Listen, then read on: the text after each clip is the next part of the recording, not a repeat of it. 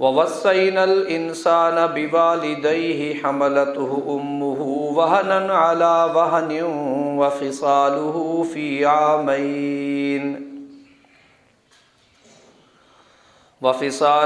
فِي عَامَيْنِ أَنِ اشْكُرْ لِي وَلِوَالِدَيْكَ إِلَيَّ الْمَصِيرُ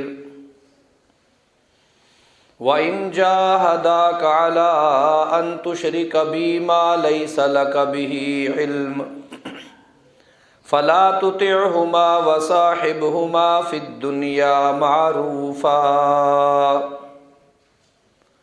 وَاتَّبِعْ سَبِيلَ مَنْ أَنَابَ إِلَيَّ ثُمَّ إِلَيَّ مَرْجِعُكُمْ فَأُنَبِّئُكُمْ بِمَا كُنْتُمْ تَعْمَلُونَ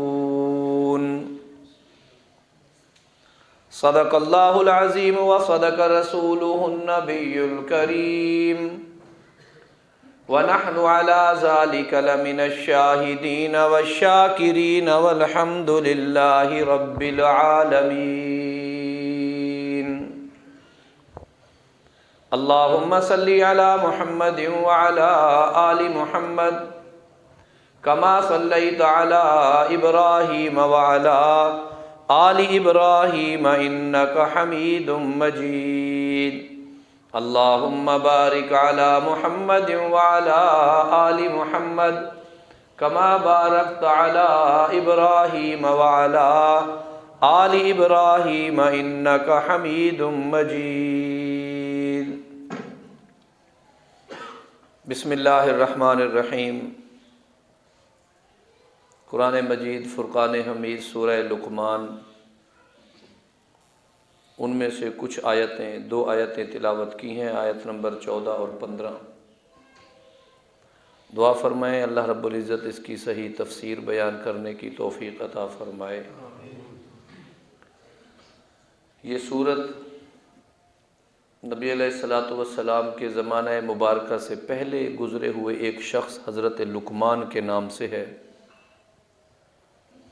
حضرت لقمان اللہ کے ایک نیک بندے، برگزیدہ شخصیت اور ولی اللہ تھے۔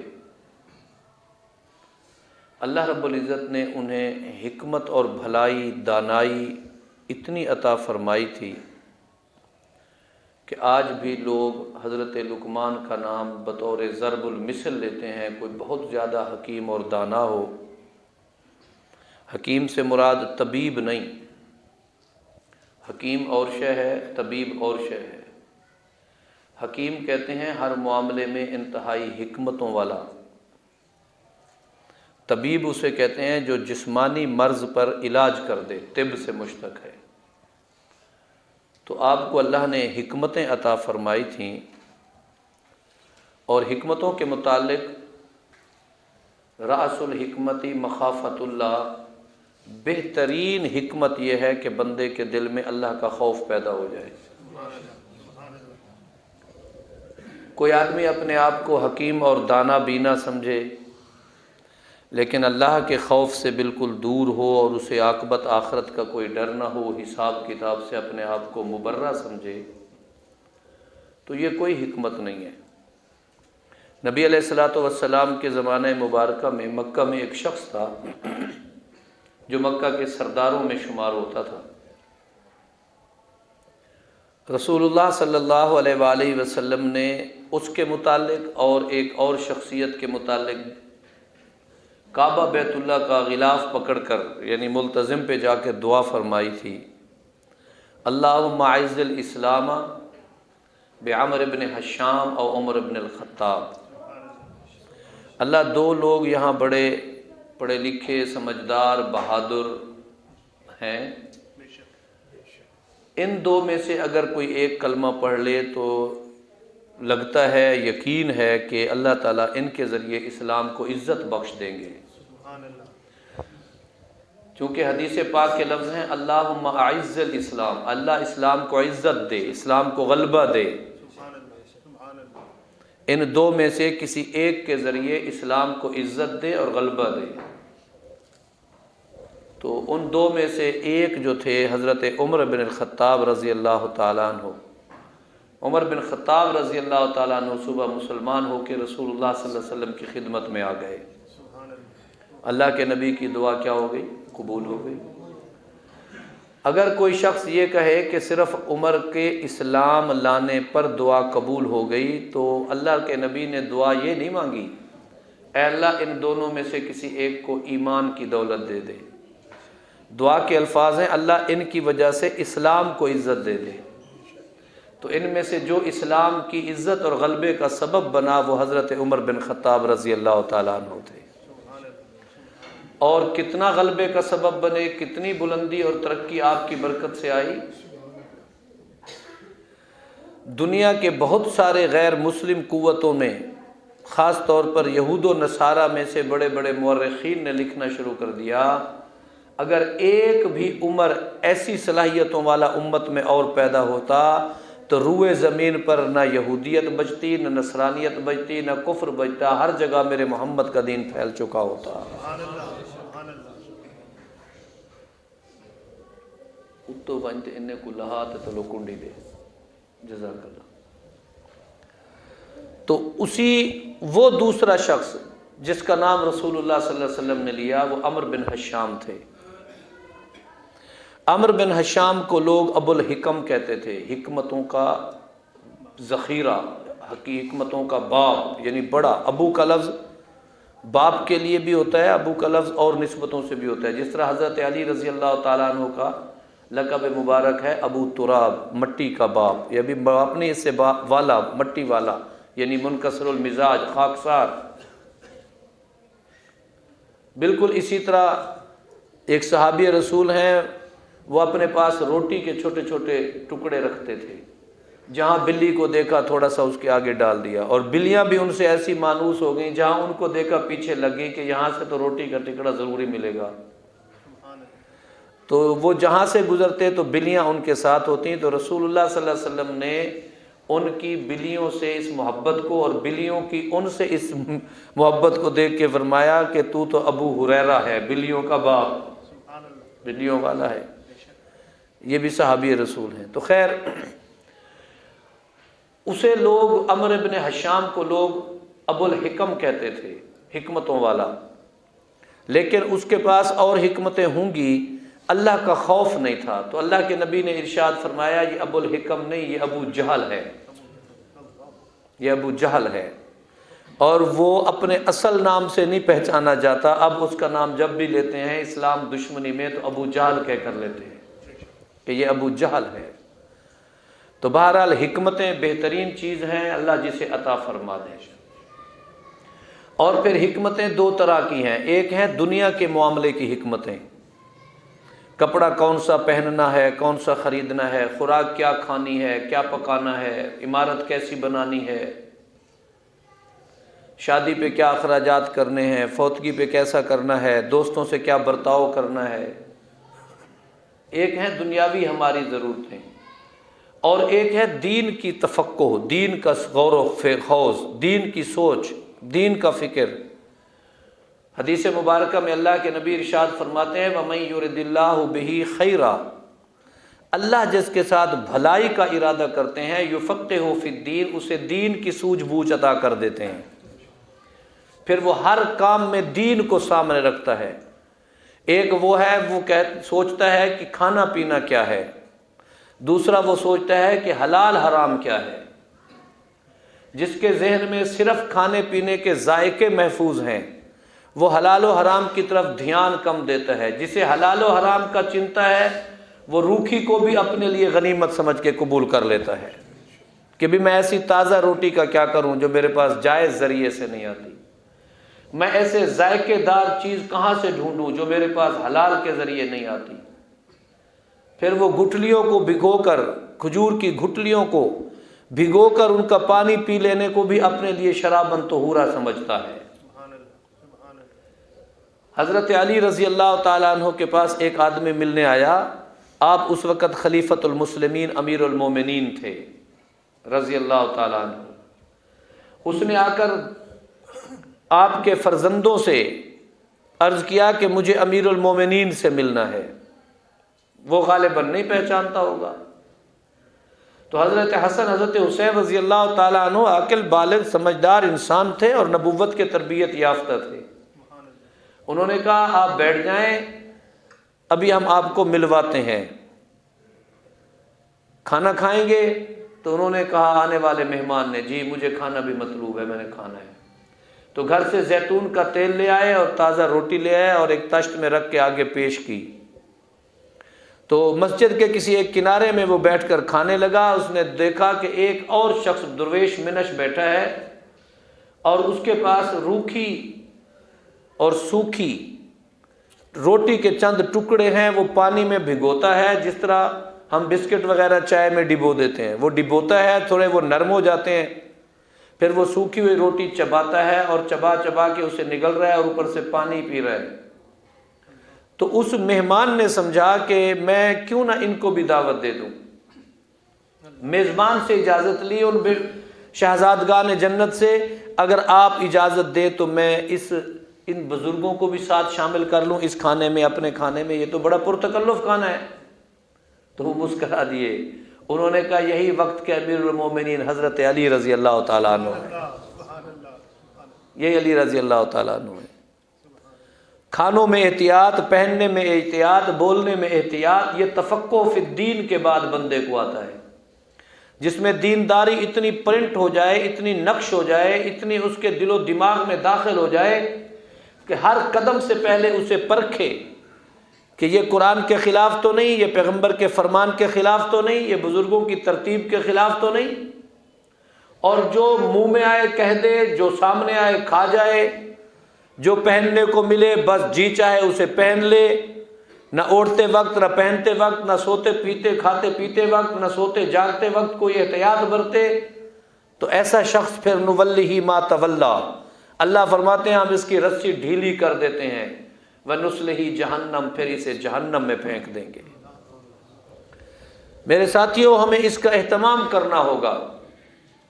آج ہم کبھی بے برکتی، کبھی کہتے ہیں اولاد نافرمان ہیں، کبھی کہتے ہیں مال میں برکت نہیں ہے، کبھی کہتے ہیں صبح سے شام تک کرتے ہیں پوری نہیں ہوتی، کبھی کسی تکلیف میں مبتلا ہیں تو کبھی کسی معاشرتی مسائل کا شکار ہیں۔ اس کی وجہ یہی ہے کہ ہم نے حلت و حرمت کا خیال نہیں رکھا، دین کی سوجھ بوجھ ہمارے ہاتھوں سے نکلتی جا رہی ہے، ہمارے ہاتھوں سے یہ نکلتی جا رہی ہے۔ ہم جب اس کا خیال رکھیں گے، اس کی پاسداری کریں گے تو یقین جانیے اللہ کی مدد شامل ہو جائے گی۔ بات لمبی ہو گئی۔ حضرت لقمان کے متعلق میں عرض کر رہا تھا، وہ رسول اللہ صلی اللہ علیہ وسلم کے زمانے مبارکہ سے پہلے ایک شخص گزرے ہیں، بڑے سمجھدار، بڑے حکیم، دانا بینا آدمی تھے، شعور والے آدمی تھے، باتوں کو کہنے سننے کا بڑا سلیقہ اور ڈھنگ تھا۔ انہوں نے اپنی اولاد کو بٹھا کر ایک نصیحت کی اس وقت جب شاید انہوں نے یہ سمجھا کہ میری صحت اتنی خراب رہنے لگی ہے، میری عمر اتنی ہو چکی ہے کہ شاید اب میں صحت یاب نہ ہو سکوں، تو اپنے بچوں کو بلایا اور ایک نصیحت کی۔ بھئی ہر باپ اپنے بچوں کو کوئی نہ کوئی نصیحت کرتا ہے، لیکن حضرت لقمان کی نصیحت اللہ کو اتنی پسند آئی کہ اللہ نے اسے قرآن کا حصہ بنا دیا۔ نبی کی نصیحت، نبی کے کیے ہوئے الفاظ نہیں، کسی ایک دانا کے جسے اللہ نے حکمت دی اور اس نے اس حکمت کا استعمال کیا، تو اللہ کو حضرت لقمان کی اپنے اولاد کے حق میں کی جانے والی وصیت بہت اچھی لگی، اور اس وصیت کو انہوں نے قرآن کا حصہ بنا دیا۔ اب میں وہ وصیت کرنے لگا ہوں۔ ہم مجمع میں اگر یہاں 200 سے 250 لوگ موجود ہیں تو اس میں سے ہم میں سے اکثر والد کا درجہ رکھتے ہیں، اولاد جو ابھی شادی شدہ نہ ہوں، جو خود ابھی بیٹے ہوں، وہ تھوڑے نظر آ رہے ہیں۔ تو بحیثیت والد حضرت لقمان کی اس نصیحت کو اللہ نے قرآن میں محفوظ کر دیا، تو یہ اس بات کی دلیل تھی کہ یہ تم اس کو فالو کرو، اس کو مانو، ایسا کرو۔ اگر اس کا ہمارے ساتھ کوئی تعلق واسطہ نہ ہوتا، حضرت لقمان کی اس نصیحت کا، اس وصیت کا، ان باتوں کا ہماری عملی زندگی سے کوئی تعلق نہ ہوتا، ہماری دینداری میں یہ مؤثر نہ ہوتی، تو اللہ انہیں قرآن کا حصہ کیوں بناتا؟ کیوں بناتا؟ حضرت لقمان جیسے کئی اور آئے ہوں گے، امتوں میں گزر کے چلے گئے ہوں گے، لیکن ان کی پیدائش کا ذکر نہیں، ان کی موت کا ذکر نہیں، جوانی کا ذکر نہیں، فتوحات کا ذکر نہیں، ان کے کمانے کھانے کا ذکر نہیں، لیکن اس وصیت کو اللہ نے ایسا تھاما، ایسا قرآن پاک میں بیان کیا جو خیر و خوبی اور حکمتوں کا مجموعہ تھی، اللہ نے وہ سارے ہمارے سامنے پیش فرما دی۔ وَإِذْ قَالَ لُقْمَانُ لِابْنِهِ، لقمان ایک دن اپنے بیٹے کے پاس بیٹھے، یا ایک بیٹا ان کے پاس، وہ اپنے بیٹے سے کہنے لگے، وَهُوَ يَعِظُهُ، وہ اسے وعظ کر رہے تھے، نصیحت کر رہے تھے۔ بیٹا بھی ایک ہے، ابن ہے، ورنہ ابنا ہوتا۔ یعظہ کی ضمیر واحد کی ہے، ورنہ جمع کی ہوتی، وَهُوَ يَعِظُهُمْ ہوتا۔ تو اپنے بیٹے کو کیا نصیحت فرما رہے تھے؟ تمہیں پتہ ہے ایک ہو تو کتنا لاڈلا ہوتا ہے۔ کہتے ہیں میاں ایک ہی تو ہے، مجھے سارے ارمان پورے کر لینے دو۔ اس ایک کی خوشیوں کے لیے ہم کئیوں کی خوشیوں کو روند دیتے ہیں۔ ہمیں اس بات کا اہتمام کرنا چاہیے، اور یہ بھی عقیدہ ذہن میں بنا لیں کہ اولاد میں سے اللہ ایک بیٹا دے، دو دے، زیادہ دے، تھوڑے دے، دینے والا کون ہے؟ اللہ ہے۔ بیٹیاں بھی اسی کے اختیار میں اور بیٹا بھی اسی کے اختیار میں۔ وَهُوَ يَعِظُهُ، وہ اپنے بیٹے کو واعظ کر رہے تھے، نصیحت کر رہے تھے۔ واعظ کس کو کہتے ہیں؟ ہم اس کا معنی عموماً تقریر بھی کرتے ہیں، اس کا معنی عموماً واعظ بھی کہتے ہیں، نصیحت بھی کہتے ہیں۔ ظلمات سے نکال کر، اندھیروں سے نکال کر روشنیوں میں لے آنا، جہالتوں سے نکال کر معرفت کی طرف لے آنا۔ تدارک الظلمانیتی الی معارف القدسانیتی، اندھیروں سے نکالنا اور روشنی میں لے آنا۔ اب ان اندھیروں سے مراد لوڈ شیڈنگ نہیں کہ بجلی چلی گئی اور ہم نے پھر بجلی کی تار کو جوڑ دیا تو لہٰذا اندھیروں سے، یہ روشنی اندھیرا اور چیز ہے۔ اللہ تعالیٰ جہاں ظلمات کا ذکر فرماتے ہیں اور جہاں نورانیت کا ذکر فرماتے ہیں، ظلمات سے مراد بے دینی اور جہالت ہے، اور نورانیت سے مراد اللہ کا دین ہے اور پیغمبر کے احکامات ہیں، شریعت کے مسئلے ہیں۔ اللہ وہ ہے، اللہ ولی الذین آمنوا، اللہ اہل ایمان کا دوست ہے۔ یخرجہم من الظلمات الی النور، اللہ بندوں کو اندھیروں سے نکالتا ہے، نور کی طرف لے جاتا ہے۔ لفظ ظلمات جمع ہے، نور واحد ہے۔ اس کا مقصد ہے اندھیرے بہت ہیں، روشنی ایک ہی ہے۔ ان سب اندھیروں کا مداوع ایک ہی نور ہے۔ کفر اندھیرا، جہالت اندھیرا، بے دینی اندھیرا، ظلم اندھیرا، ایک دوسرے پر کا مال کھا جانا ناحق طریقے سے یہ اندھیرا، بے حیائی میں مبتلا اندھیرا، منکرات میں مبتلا ظلمات اندھیرا، دنیا کی جتنی بے دینی کے عمل ہیں یہ سارے اندھیرے ہیں۔ اور نور کیا ہے؟ یہ اللہ کا قرآن نور ہے۔ یہ نور ہے جسے اللہ نے خود ارشاد فرمایا، اللہ ولی الذین آمنوا، اللہ اہل ایمان کا دوست ہے۔ یخرجہم من الظلمات الی النور، اللہ انہیں اندھیروں سے نکال کر روشنی میں لے آتے ہیں۔ تو واعظ بھی اسی کا نام ہے۔ کوئی خطیب جب بیان کر رہا ہوتا ہے تو اسے عربی میں واعظ کہتے ہیں، کوئی بڑا جب چھوٹوں کی تربیت کر رہا ہوتا ہے اسے واعظ کہتے ہیں، کوئی پیر اپنے مریدوں کو بیان کر رہا ہوتا ہے اسے واعظ کہتے ہیں۔ یہ واعظ کا معنی ہے ان سے وہ کام جو غلط ہیں چھڑوا کے نیک کاموں کی دعوت دے رہے ہیں۔ اب سارا واعظ کسی نے سنا، کوئی سارے پہ عمل کرنے والا بن گیا، کوئی آدھے پہ عمل کرنے والا بن گیا، کوئی چوتھائی پہ عمل کرنے والا بن گیا، کسی نے گھنٹے کی تقریر سنی لیکن 5 منٹ کی بات اس کے ذہن میں آئی، اس نے اسی پہ عمل کیا۔ واعظ کبھی بے اثر نہیں ہوتا، جو واعظ اللہ کی رضا سے کے لیے کیا جائے اور جو واعظ قرآن و سنت کی روشنی میں کیا جائے، یہ بے اثر نہیں ہوتا۔ یہ قلوب پہ اثر پیدا کر رہا ہوتا ہے، دماغ میں بھی اثر پیدا کر رہا ہوتا ہے، مزاج میں خیر آ رہی ہوتی ہے، خیر آ رہی ہوتی ہے، اور پھر غلبہ ہو جائے خیر کا تو خیر ہی خیر ہو جائے، ورنہ اٹھے تو پھر ویسے کے ویسے۔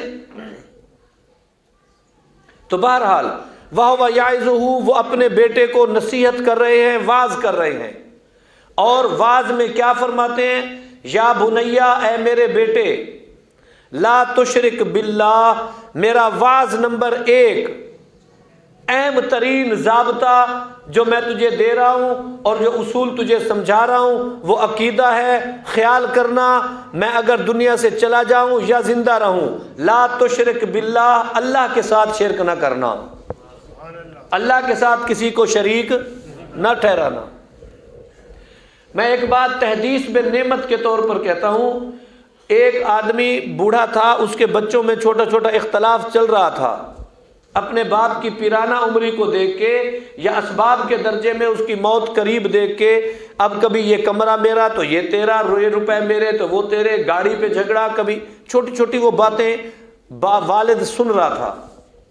اس نے کہا بجائے اس کے کہ میں مروں اور پھر یہ ان باتوں پہ جھگڑیں، اس نے ایک کاغذ پہ تحریر لکھی بطور وصیت کے، یہ کمرہ فلاں کا، ادھر سے یوں دروازہ بنا لینا، یوں گلی چھوڑ دینا، یہ روپے اس کے، یہ اس کے، اور یہ 10-15 ہنٹس پر نکات پر ایک تحریر اس نے لکھی اور مجھے بلوایا.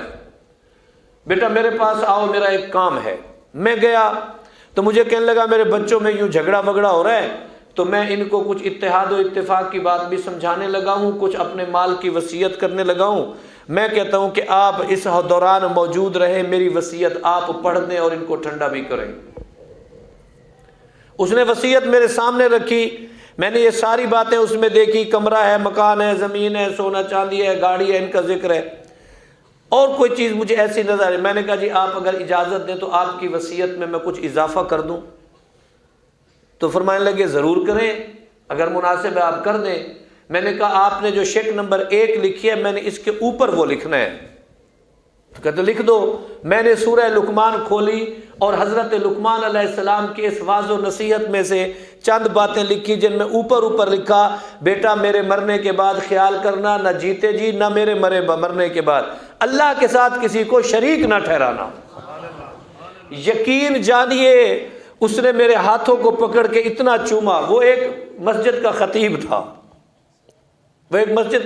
تھا، مجھے اتنی دعائیں دی، مجھے اتنی دعائیں دی. کہتا یار ستیہ ناس ہو میرے مال کا، میرے اوپر کیا سوار ہو گیا تھا، بچے تو نے تو میرے لیے خیر کا انتظام کر دیا، بس اب یہی لکھ جو حضرت لقمان کی وصیت ہے.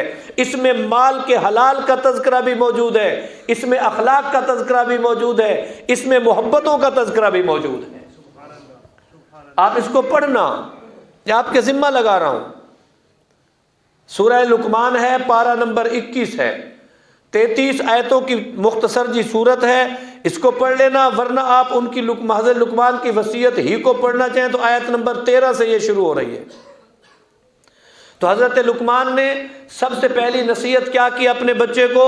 لا تشرک باللہ، اللہ کے ساتھ کسی کو شریک نہ کرنا. اور پھر اس کی وجہ بھی بتائی کیوں نہ کرنا. ان الشرک لظلم عظیم، شرک سب سے بڑا ظلم ہے، عظیم ظلم ہے شرک. ظلم کسے کہتے ہیں؟ ظلم کہتے ہیں وضع الشیء فی غیر محلہ، کسی شے کو اس کے غیر مناسب مقام پر رکھنا. قرآن رکھنے کی جگہ الماری ہے، ہم میں سے کوئی اسے صف پہ رکھ دے، یہ ظلم ہے، کیونکہ اس کے رکھنے کی جگہ اور تھی، ہم نے رکھا اور جگہ پہ ہے. استاد کے بٹھانے کی جگہ آگے تھی، کرسی پر تھی، شاگرد اوپر بیٹھ گیا، استاد کو نیچے بٹھا دیا، یہ ظلم میں شامل ہو گیا، کیونکہ اس نے صحیح جگہ پر صحیح چیز کو نہیں رکھا. کھانے پینے کے برتنوں کے لیے جگہ اور تھی، اس نے کسی ایسی جگہ پہ رکھ دیے جہاں کوئی ان کی طہارت کا خیال نہیں، یہ بھی ظلم میں شامل ہے. یہ 3 مثالیں میں نے مادی دی ہیں، ان کے ذریعے آپ کی توجہ لے رہا ہوں. مسجد میں داخل ہونا تھا، پہلے کون سا پاؤں رکھنا تھا؟ دایاں. اگر کوئی بایاں رکھ کے آیا ہے تو اس نے ظلم کیا ہے، جو پہلے رکھنے والا تھا وہ پیچھے رکھا ہے، یہ ظلم کیا ہے. لیکن یہ سارے ظلم صغیر ہیں، ظلم قلیل ہیں. پانی دائیں ہاتھ سے پینا تھا، بائیں ہاتھ سے پیا، ظلم کیا ہے، اس کو وہ مقام نہیں دیا جو اللہ کے نبی نے اس کا متعین فرمایا ہے. لقمہ کتنا بڑا لے کے کھانا تھا، ہم نے اس سے بہت بڑا لے کے کھایا اور بولا نہیں جا رہا، یہ ظلم کیا ہے. منہ میں لقمہ کتنا رکھنا تھا، ہم نے کتنا رکھ دیا. حلال و حرام پر احتیاط نہیں کی، یہ تو اور بڑا ظلم ہے. لیکن ان سارے مظالم سے بڑا ظلم کیا ظلم ہے؟ ان الشرک لظلم عظیم، شرک سب سے بڑا ظلم ہے۔ اور چلتے چلتے آپ نے یہ جملہ چاہے جتنی بار پہلے سنا ہو، شرک سارے گناہوں کو برباد، ساری نیکیوں کو مٹا دیتا ہے، ساری نیکیوں کو ضائع کر دیتا ہے شرک اگر بندے میں آ جائے تو۔ اپنی زبان سے بھی اقرار کر لیتے ہیں ہم، اور انشاءاللہ اپنی عملی زندگی میں بھی اس کا ثبوت دیا کریں گے۔ سب کچھ کرنے والا کون ہے؟ کائنات کا مالک کون ہے؟ خالق کون ہے؟ اچھی بری تقدیر کس کے ہاتھ میں ہے؟ اب آپ سوچیں گے اچھی بری تقدیر کا معنی اللہ اچھی بھی کرتا ہے، اللہ بری بھی کرتا ہے؟ اللہ بندوں کے حق میں اچھی تو کرتا ہے، چلو تو ہم نے کہہ دیا اچھی تقدیر اللہ کے ہاتھ میں ہے، مجھے صحت دے دی میرے حق میں اچھا ہے، مجھے مال دے دیا میرے حق میں اچھا ہے، مجھے اولاد دے دی میرے حق میں اچھا ہے، مجھے عقل و شعور دیا میرے حق میں اچھا ہے۔ اگر بری، میرا مال چھن گیا، میری دکان کو آگ لگ گئی، میری کھیتی اجڑ گئی، چھت نیچے گر پڑی، اولاد میں سے کوئی فوت ہو گیا، تو بظاہر یہ بری تقدیر ہے۔ یاد رکھے، کیا اللہ بندوں کے حق میں برائی بھی کرتا ہے؟ اللہ کی عظمت کے خلاف ہے۔ پھر اس عقیدے کا کیا معنی؟ والقدر خیرہ و شرہ من اللہ تعالی، اچھی بری تقدیر اللہ کے ہاتھ میں ہے۔ اگر اچھی تقدیر ہے وہ تو سمجھ آ رہی ہے، میری بینائی سلامت ہے، میرے سامنے ایک اندھا بیٹھا ہے، تو میری بینائی میرے حق میں اچھی ہے، اس سے چھن جانا اس کے حق میں برا ہے۔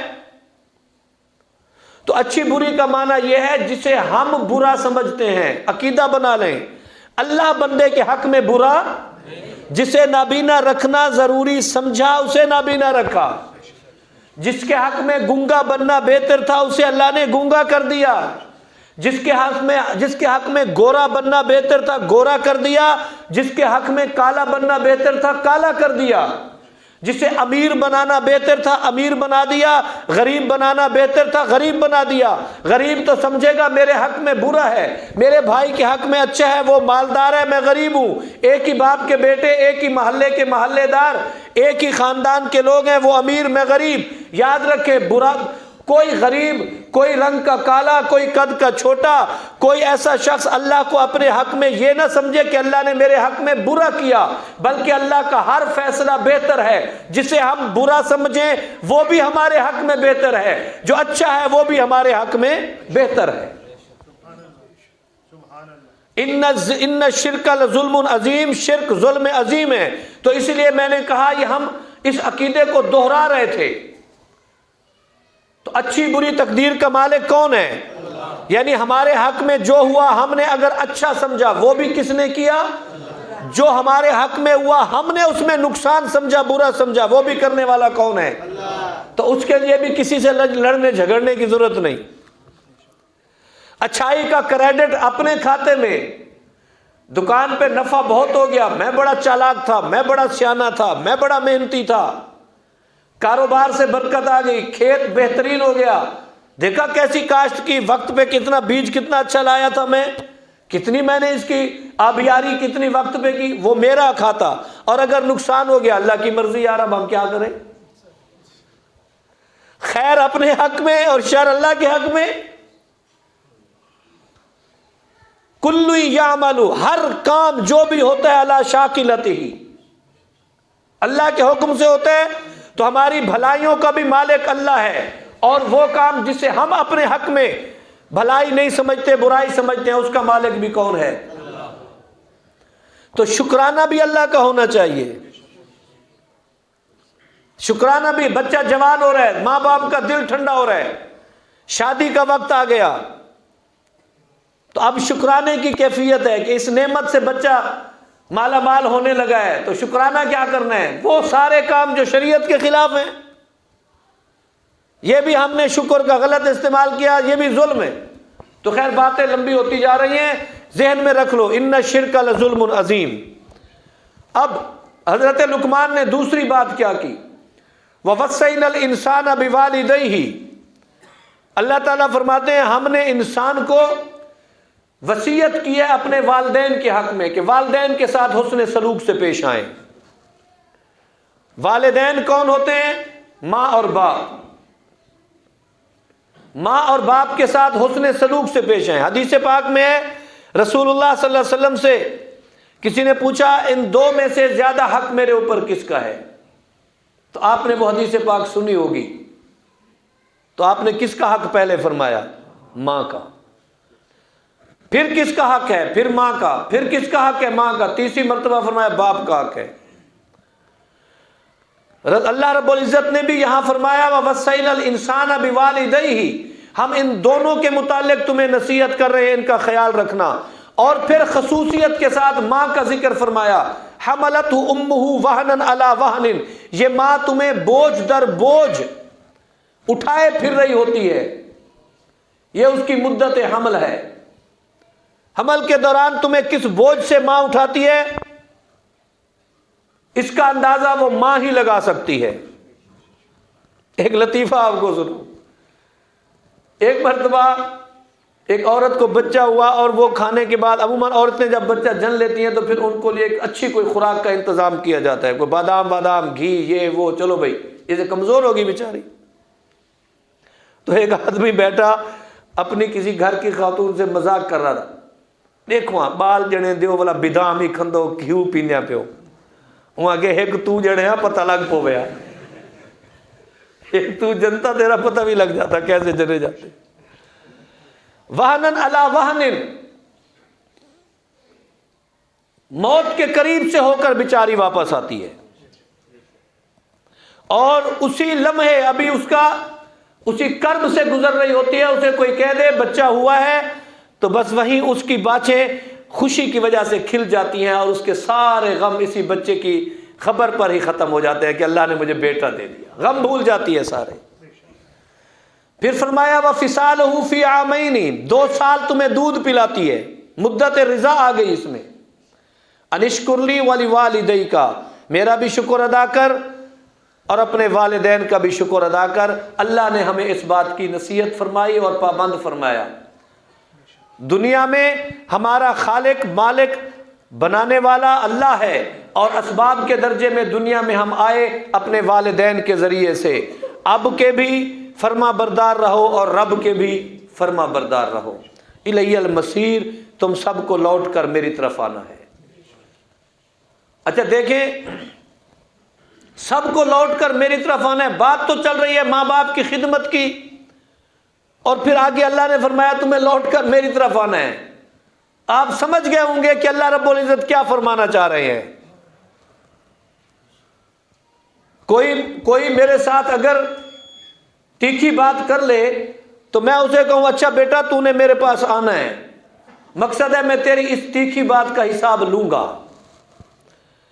آج کوئی میرے ساتھ تعاون نہ کرے اور پھر میں اس کو کہوں اچھا بیٹے تجھ پر بھی وقت آنا ہے، تجھے بھی میرے پاس آنا ہے، تو اس کا مقصد ہے جب تو مشکل میں آئے گا تو میں بھی تیرے ساتھ تعاون نہیں کروں گا۔ یہ تو بڑی بلیغ بات ہے۔ اللہ رب العزت کیا کہہ رہے ہیں، ذرا غور سے سنو اور بھانپو اس جملے کو، اللہ کی اس بات کو توجہ سے سنو۔ اللہ فرماتے ہیں والدین کے ساتھ حسن سلوک کرو، ورنہ یاد رکھنا الی المصیر، میری طرف تمہیں لوٹ کر آنا ہے۔ جو اپنے اب کو راضی کر کے نہیں آیا، ماں کو راضی کر کے نہیں آیا، میرا کیا حق ادا کیا ہوگا؟ تو ماں باپ کے ساتھ حسن سلوک نہ کرنے پر اللہ تعالی ہمیں اس بات کی طرف اشارہ فرما رہے ہیں تمہیں ایک نہ ایک دن میرے پاس لوٹ کے ضرور آنا ہے، پھر میں دیکھوں گا کہ تم نے کیا کیا تھا ان کے ساتھ۔ اللہ ہمیں اپنے بچوں کی اچھی تربیت کی توفیق عطا فرمائے۔ بچوں کے لیے سب سے ابتدائی اور سب سے مضبوط سبق یہی ہے، ڈاکٹر بنو، انجینئر بنو، دنیا کے عہدے حاصل کرو، جاہ و منصب حاصل کرو، لیکن بیٹے لا تشرک باللہ، اللہ کے ساتھ کسی کو شریک۔ وآخر دعوانا الحمدللہ رب العالمین۔